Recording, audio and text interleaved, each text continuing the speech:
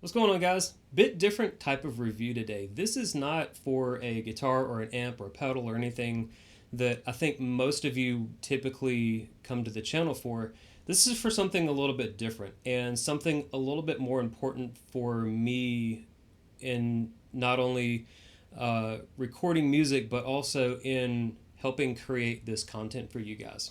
So this is a, a layman's review of the Neumann MT48 interface for microphones. And I'm approaching it as a self-proclaimed layman with these interfaces. I don't know a whole lot about recording gear the way that most recording engineers would, and I'm approaching it from just the guy who plays guitar at his house and wants to get a good recorded sound. And I think that there are probably a lot of guitar players out there who fit this type of bucket. And although there are some really outstanding reviews on this thing from engineers who really understand what the stuff that these things do, there are some great reviews for that. So if you're looking for the technical breakdown of everything, like what everything actually means, if you look through the spec sheet and how they fit into the recording engineer's environment, please go check out some of those videos. They offer a very different perspective of this that I think that I will be approaching this video with. So before we get any further in the video, I do have again a huge shout out to the guys at Zzounds for sending me this to try out.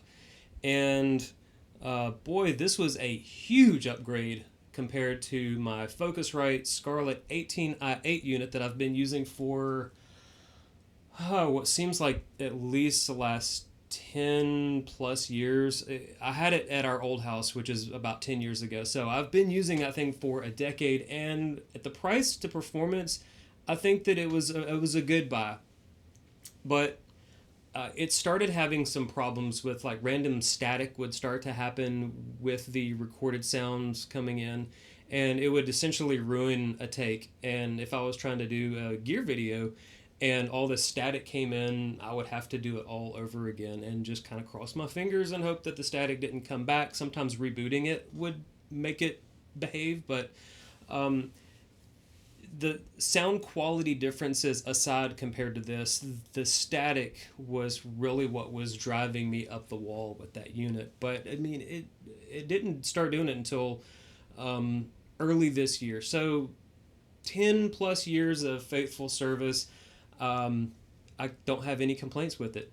But it was time to step up to something a little bit nicer, and I looked at some of the units in the $500 to $600-ish range territory, and the more I started talking to some other friends who, again, are just sort of amateur guitar players at home that do some recording stuff, maybe do some song recording and things like that, they really pushed me into that professional tier of equipment. They approached it from the perspective of, you don't buy these very often, so buy once, cry once. And there were a couple of different brands that they tossed out there. So obviously Apollo's the big name. I use a Mac, so obviously the Apollo is kind of one of those that goes really high on the list just because it kind of is meant to go with the Mac OS and kind of fits the aesthetic of the Apple's design language. There was also the RME range, and again, pro tier, so another good choice there. But after I started reading some reviews and watching some videos on this thing, it had some tricks up its sleeve that not many of the other ones have, that fits what I didn't really know that I needed an interface to do until I actually saw it in action. And I started saying to myself, that's a feature that I didn't know I needed, but I really want. And so I'm going to go through that from, again, the layman's perspective of how I'm using this and how it's fit into my workflow. And hopefully, if you guys are kind of in the same situation or have similar needs out of an interface, then maybe this one can work for you the way that it's worked for me. So we're going to go ahead and get started here. The first thing, obviously, is it's got a big, nice touch interface. And it's fairly responsive. I mean, it's not iPhone or iPad responsive, but it's not laggy or like inaccurate when you touch things. So that's the first big thing that it's got going for it. This does not need software or drivers or anything for the computer. Now, I have not tried using it on a Windows computer, so that may be a statement that's inaccurate for the Windows OS users, but for my Mac, I've got a MacBook and with the M1 chip, and I plugged it in and it literally just started working. It shows up as the MT48 in the audio device options, and it took maybe 2 minutes to get this thing connected, putting out sound for the operating system, and then putting out sound and recording sound properly in Reaper. And that was it. That was it. It was so easy to do. So big plus there. I struggled with drivers with the Focusrite, especially with, I can't remember which. There was an operating system update where they moved to the next version of Mac OS, and the drivers weren't ready for it. And the Focusrite needs that mix control software in order to run. And I was stuck. I had to roll back to a previous version of the OS just to get my interface functioning again. And I didn't like that. And then there were beta drivers and these little workarounds to try and get it to work. I think that really hasn't been a problem for a while now, but I didn't want to be susceptible to that if I got another Focusrite interface.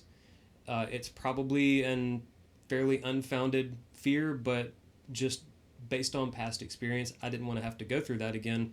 So not needing drivers or software or anything like that to function properly was a big deal for me when I was looking at interfaces. The other thing that I really like about this is that it has built-in effects.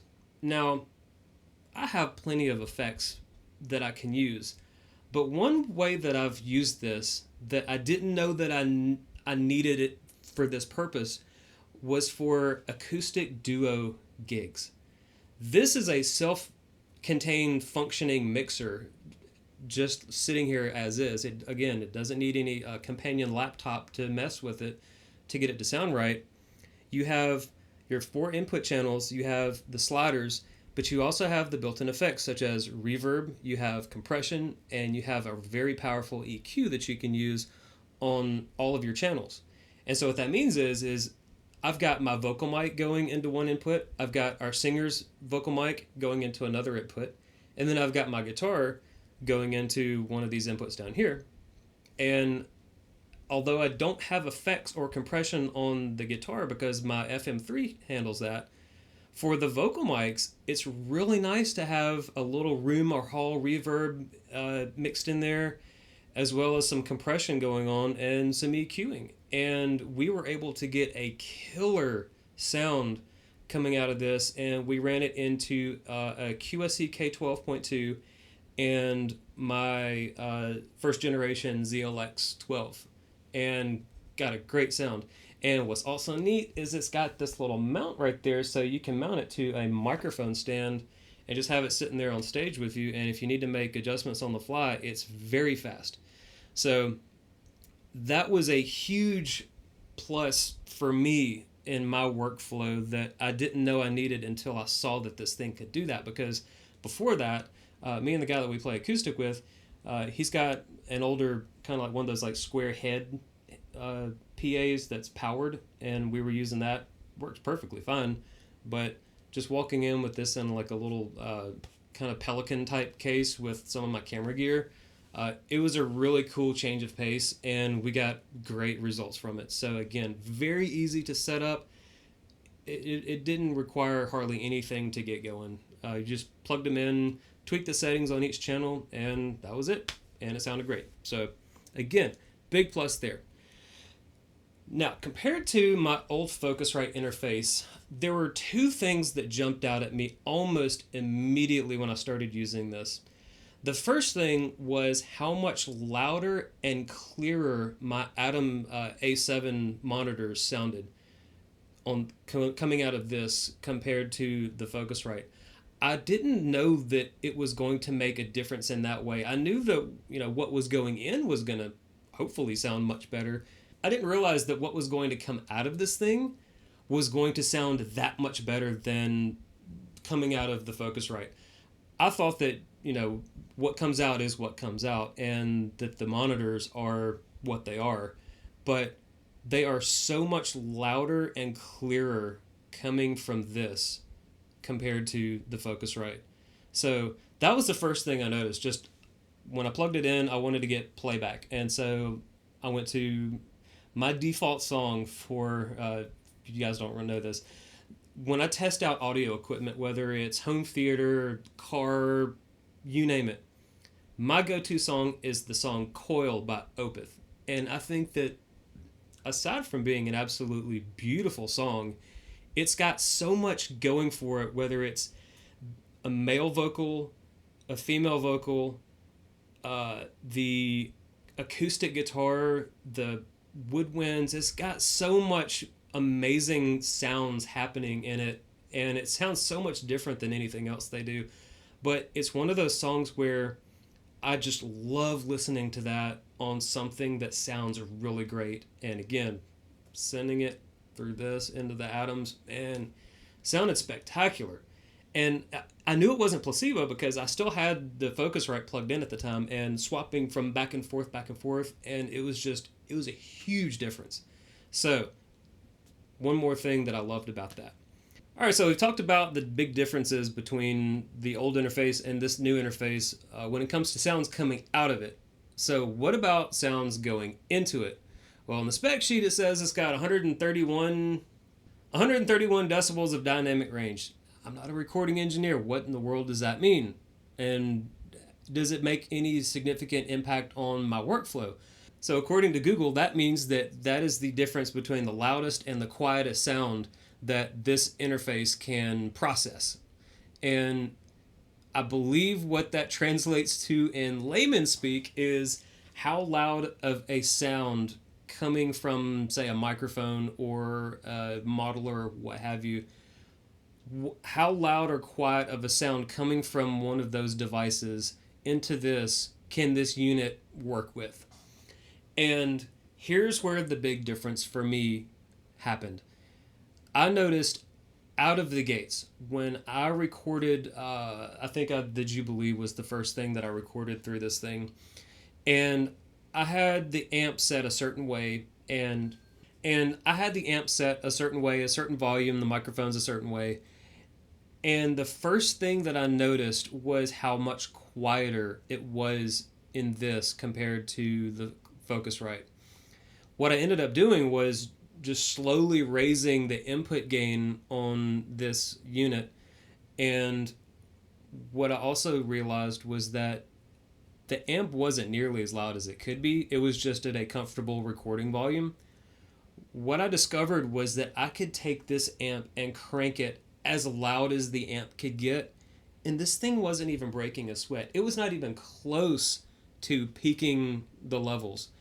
And so what that means is that even though the Jubilee at its 50 watts couldn't really make this thing sweat, it meant that I could really let the Nitro stretch its legs and just absolutely scream in that closet into a microphone as hard as I want, which thankfully in this house and the way that I have this room and that closet set up, it's at a point where as long as my wife isn't working on something important, like if she's not on a work call or something like that, or watching a show that she's really into in the den, I can kind of do what I want with that cabinet in the closet without too much pushback. But when it's just me here, maybe taking a work from home day, something like that, and I want to take a break and play guitar, it means now that I can run any of my amps as hard as I want, and the interface just takes it, and it can record a clean signal with no breakup, no clipping or anything like that.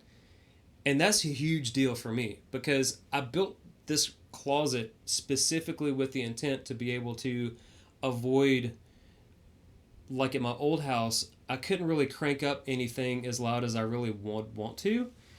And here, having that ability is super handy, And I think that being able to have an interface that can accommodate that is a nice big step forward for me and my workflow and just my setup. So again, huge points to the Neumann for that capability compared to my old interface. It might be small and kind of a minor thing, but the ability to name the channels like you would on a digital mixer is really nice to have, because on my Focusrite, I would actually have labels from a label maker kind of sticking across the top of it to tell me which mic inputs correlated to which microphones. And so being able to just name these things on the unit itself is really handy. So kind of bring it up there a little close so you can see. So you got the SM57, the MB421, and then my two DI channels are bridged together, pan hard left and right. And it's nice that you can group them just like you would in your DAW software or your mixer software. And while we're in here, again, this is going to be really awkward trying to do this with the camera and everything's backwards looking at the camera screen. But I like that you have the ability to dim the output. So if you're playing along, I'm jamming along with music here in the studio, wife comes home and she wants to talk about something, and I've got like a different screen pulled up so I can't quickly hit the space bar to like pause the music. I can just hit that, or I can quickly hit this mute button right there. Boom, kills it. So I really like that. If I want to quickly hear what something's going to sound like, maybe on a cell phone or something like that, and I want to deal with the stereo spread or hearing something specific in left and right, boom, I can just go mono. That's nice. Another thing I like is this little action button right here. It's kind of like your home or main button. No matter where you are, it just takes you to the home screen. I like that you can go into your preamps and you can link the two. So if I've got my microphones here and here, well, one microphone's a little bit louder, but say I want to just increase the volume for both of them depending on how the amp is set, I can enable the little chain to link them together, and now when I tap one, both of them are selected. Adjust the knob, and they both change. So that's handy. Unlink them. Now you can just manipulate one or the other. And also in here you can see some of the other features of the preamp section. You got your phantom power in there. You got low cut, things like that. Line or mic, whichever you send to it. And you've got your panning here. Again, action button takes you back. And so here we can see the EQ setting if you have it enabled. Now I don't have mine turned on yet, so what we can do is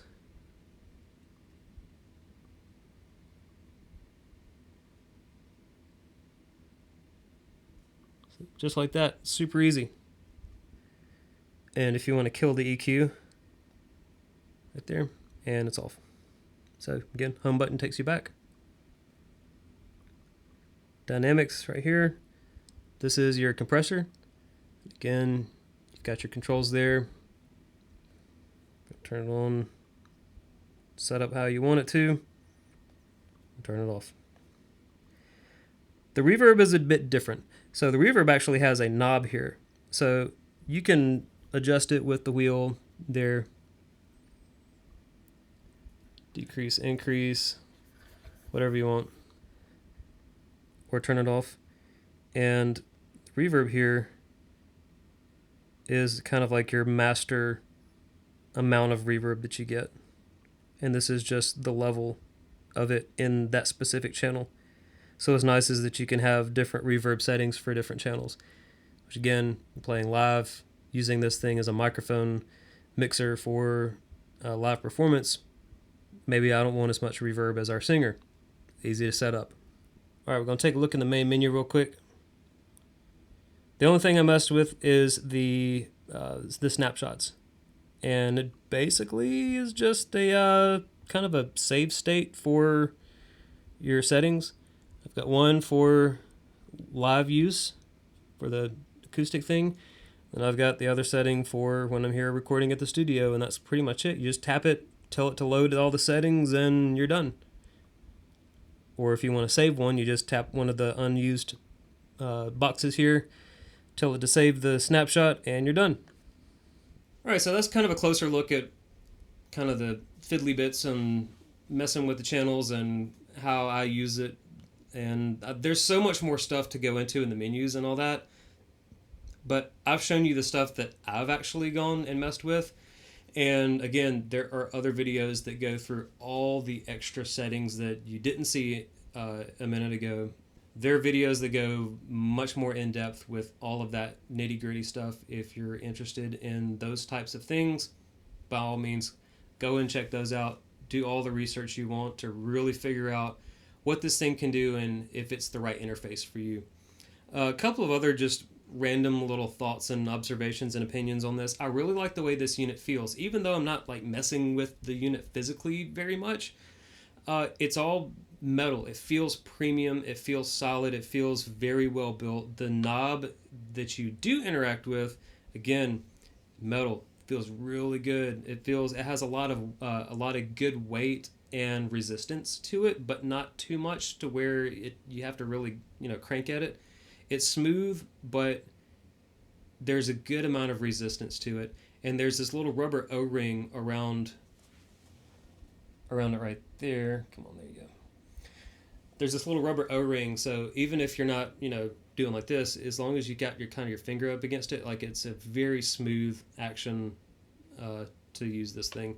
And you're using this a lot if you're messing with the levels, with the panning, with the reverb and things like that. Like, every touch interface point where you would need to adjust something up or down, this wheel is your main interface control. So I'm glad that they made this feel really good to use. All right, and here is how the interface sits on the desk. I've got my 2 cables here that come from the aux box or whatever DI unit I've got plugged in. They come in here, and I just use these right angle cables to kind of keep them out of the way of the mouse.